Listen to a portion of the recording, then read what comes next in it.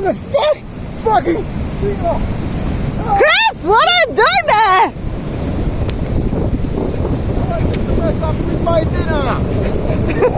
Fuck off. What? Oh no! No! Oh, that was our dinner! Oh, no way! By the way, this is a salema. You know, a salema. Okay, we'll leave it for her. Okay. Sorry, Seagull. You can come back to it. I'm not gonna eat it. So, salema is a pretty funny fish. It's hallucinogenic.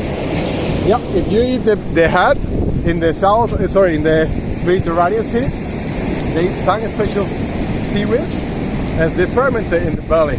And in Roman times, they have been used it to get really high. Where it's kind of fun and cool, right?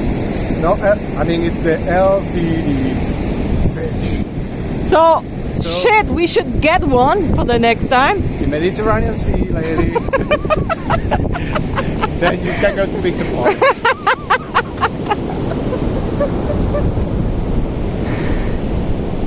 So, this is where we need to go up now.